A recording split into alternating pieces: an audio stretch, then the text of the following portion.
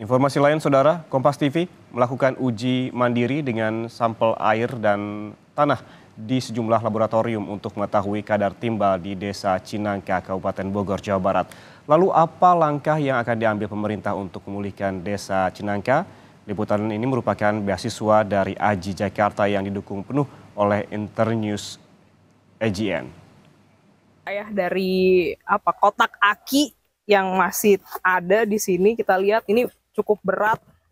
Dan ini juga ada fiber-fiber yang tadi disebutkan Bang Alfred bahwa kalau terhidup itu cukup berbahaya buat kesehatan, sakit paru-paru kita.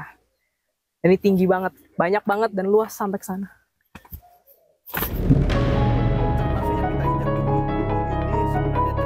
Alfred Sitorus, koordinator program KPBB, menjelaskan baru sebagian limbah B3 yang dibersihkan dan butuh waktu panjang untuk memulihkan Desa Cinangka jika pemerintah tidak sungguh-sungguh. Di bawah 20% dan total dari keseluruhan Desa Cinangka itu, itu ya perlu 40 tahunan kalau tidak ada political will dari pemerintahan pusat dan pemerintah daerah, provinsi gitu untuk melakukan clean up di Desa Cinangka. Kami melakukan uji mandiri untuk mengetahui kadar timbal yang terkandung pada air di Desa Cinangka dengan mengambil sampel di sejumlah area. Diawali dari perbukitan Sumber Slek sebagai titik utama agar dapat menghitung jarak antar lokasi. Titik pertama di Jalan Tegalwaru Perbukitan Sumber Terak, kedua SDN Cinangka 03 berjarak 900 meter, ketiga kantor Desa Cinangka berjarak 1,2 km, keempat sungai di dekat rumah Fahrul berjarak 900 meter, kelima, rumah warga di Jalan Raya Bojong Jengkol, Ciampea berjarak 3,2 km. Kami membawa sampel itu ke Laboratorium Kesehatan Daerah DKI Jakarta untuk mengetahui kadar timbal yang terkandung di dalamnya. Berdasarkan hasil uji, 5 sampel yang diambil dari beberapa titik menunjukkan kadar timbal di bawah 0,0017 mg per liter. Pengujian ini menggunakan metode Inductively Coupled Plasma Optical Emission atau ICP-OES dengan satuan miligram per liter untuk pemeriksaan logam dalam air. Namun, teknik tersebut hanya mampu mengukur kadar timbal di ambang batas 0,0017 mg. Peneliti IPB Etiriani mempertanyakan hasil uji Kompas TV. Sedangkan hasil uji sampel ETI yang dilakukan setelah uji mandiri Kompas TV justru masih menunjukkan adanya kadar timbal. Kelihatannya ini berbeda ya dengan hasil penelitian yang kami lakukan. Karena kalau dari penelitian yang kami lakukan itu nilainya tidak sampai sekecil itu, sama-sama menggunakan ICP-OS padahal. Tapi kami lakukan di lab yang lain. Kami pun memutuskan melakukan uji tambahan laboratorium berbeda di lab komersial Brin Serpong, Banten. Kami membawa sampel tanah lokasi cemaran dan sekitar kantor Desa Cinangka. Di situ, sebagian limbah dikubur dengan metode enkapsulasi. Hasilnya mengonfirmasi dugaan kandungan logam berat memang masih ada di Cinangka.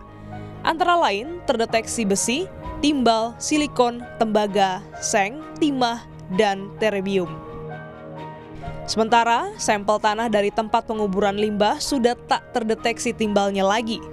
Namun, kadar logam berat seperti silikon, besi, aluminium lebih tinggi ketimbang sampel sumber pencemar. Kesimpulannya, Desa Cinangka masih tercemar logam berat. Yuyun Ismawati, pendiri dan penasihat senior Lembaga Pemerhati Cemaran Limbah Berbahaya Nexus 3 Foundation, menilai cemaran tetap ada karena lembaga pemerintah tak mampu benar-benar memutus mata rantai industri peleburan aki bekas. Masalah daur ulang aki bekas bukan hanya urusan Menteri Lingkungan Hidup saja, tetapi antar kementerian. Kompleks isunya, tetapi ini sebetulnya harusnya bisa dilakukan ya, karena apa? Sumbernya adalah otomotif industri. Ya. Setelah berlangsung lebih dari 40 tahun, pemerintah Kabupaten Bogor mengaku masih terus mencari solusi terbaik untuk usaha ilegal ini. Dinas Lingkungan Hidup setempat baru menjadwalkan pemulihan area cemaran limbah B3 tahun depan. Ini juga sudah ada rencana aksi untuk pemulihan di Cinangka itu. Rencana aksi ini berlaku 2023 sampai dengan 2027. mudah-mudahan kita bisa mulai di 2024 karena rencana aksinya sendiri di akhir 2023. Pejabat terkait di tingkat pusat, Dirjen Pengelolaan Sampah Limbah B3 KLHK, menjanjikan cemaran di Cinangka akan dituntaskan. Punya kemauan untuk melakukan pemulihan, tapi tentu saja bertahap ya, 2024. Jadi memang mohon maaf betul bahwa memang ini tidak bisa sekaligus karena anggarannya cukup besar. Jadi tapi pasti kami akan selesaikan. Warga masih menunggu aksi nyata pemulihan Desa Cinangka dari limbah B3. Akankah janji tersebut dapat dituntaskan tepat waktu? Glenis Oktania, Kompas TV, Jakarta.